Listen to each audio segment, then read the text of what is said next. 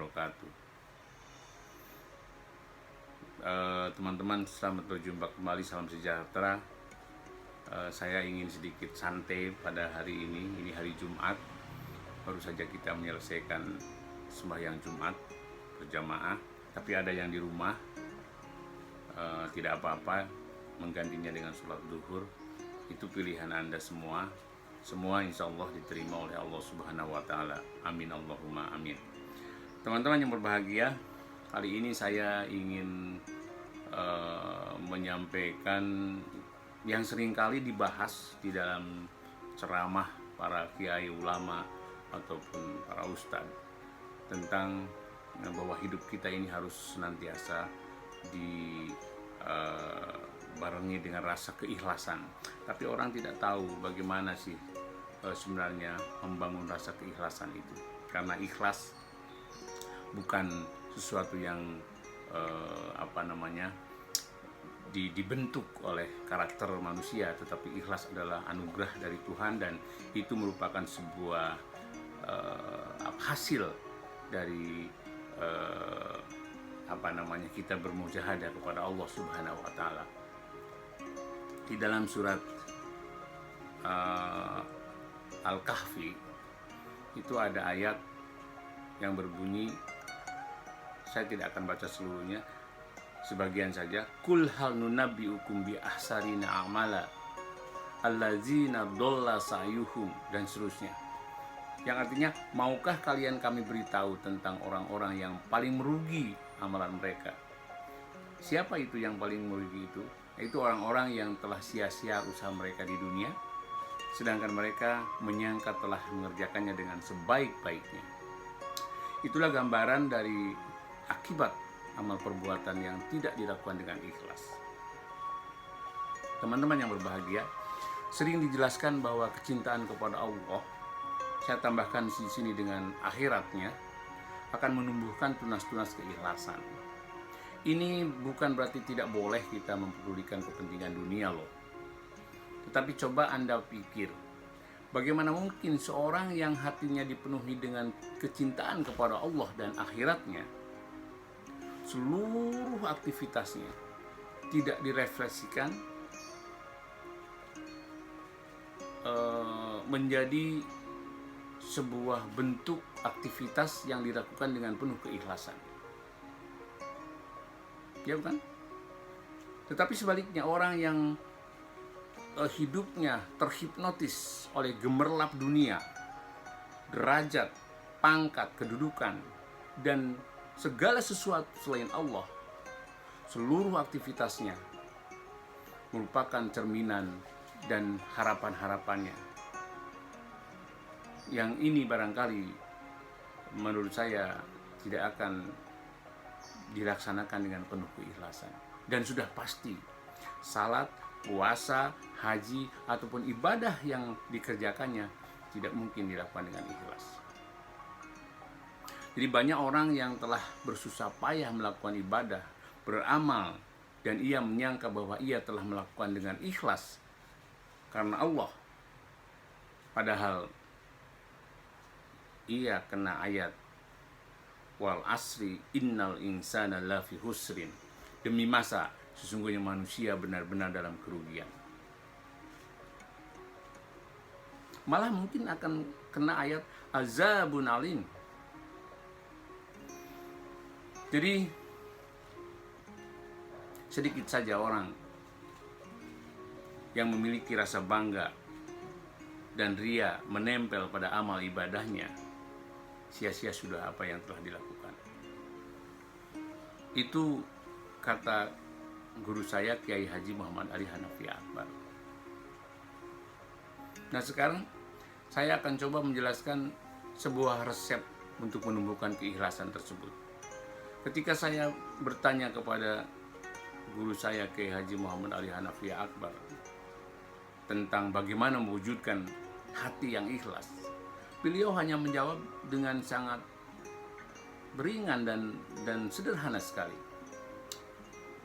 Sudahlah, zikir saja, katanya.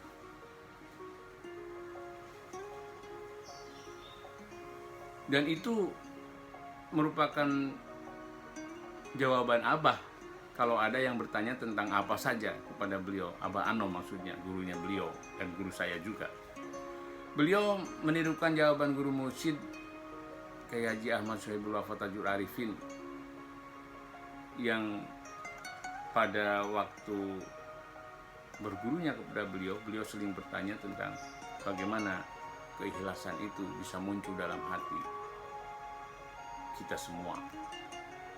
Memang benar, ini resep yang paling mujarab. Hanya dengan berzikir, hati menjadi tentram, dan ketentraman hati itulah yang menjadi sumber keikhlasan. Artinya apa? Artinya orang yang senantiasa berzikir akan mampu memupus semua kesenangan, memupus hawa nafsunya, ketamakan terhadap dunia, sehingga hatinya terfokus pada kehidupan akhirat. Kondisi ini sangat membantu menumbuhkan rasa ikhlas dalam hati. Ikhlas akan melahirkan kebahagiaan yang hakiki.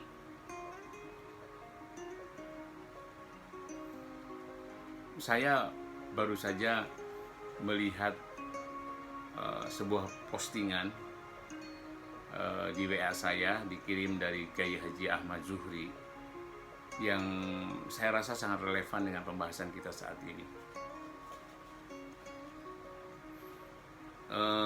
Sebagian saya kutip, saya coba di sini saya sampaikan tulisannya seperti ini. Dulu kita berusaha untuk memiliki, kini saatnya untuk melepas. Harta, tahta, anak, istri, atau suami, semua akan kembali kepadanya. Bahagia terletak pada keikhlasan. Ini ungkapan yang sangat inspiratif bagi saya. Kita sering tertipu karena tidak memperhatikan banyak hal yang merusak keikhlasan. Misalnya, hal sepele seperti dalam kisah berikut. Ini telah merusak seluruh ibadah, mahdoh maupun ghairu mahdoh, yang selama ini dikerjakan orang-orang yang merasa dirinya telah ikhlas melakukan suatu ibadah. Kisah ini dikutip dari buku sangat laris berjudul Ta'ziyatul Nafs. Jadi bukunya Ta'ziyatul Nafs ini karya Ibnu Rajab Al-Hambali dan kawan-kawan. Alkisah, ada seorang yang selalu menunaikan salat di saf pertama. Satu ketika ia terlambat dan ia salat di saf kedua. Lalu diliputi rasa malu karena dilihat oleh orang banyak. Dari sini ia tahu bahwa selama ini ketenangan hatinya dalam melakukan salat ketika ia berada di saf pertama, dan itu disebabkan oleh pandangan orang-orang kepadanya. Bayangkan, itu sebuah contoh bahwa betapa sedikit sekali amalan yang dilakukan dengan ikhlas. Betapa sedikit pula orang yang menyadarinya, kecuali orang-orang yang senantiasa berzikir kepada Allah dan mendapatkan taufik serta hidayahnya.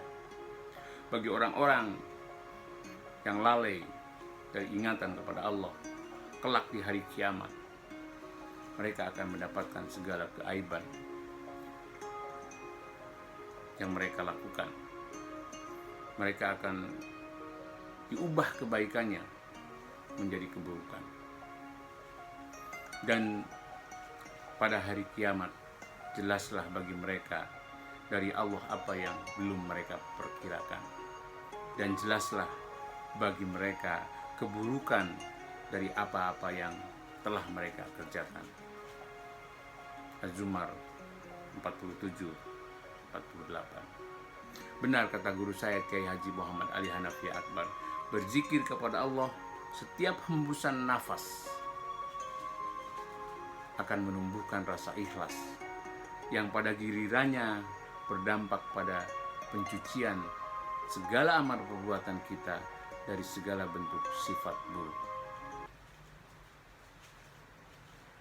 Mudah-mudahan hidup kita dengan terus berzikir kepada Allah akan tumbuh keikhlasan, sehingga amal ibadah kita diterima oleh Allah Subhanahu wa taala.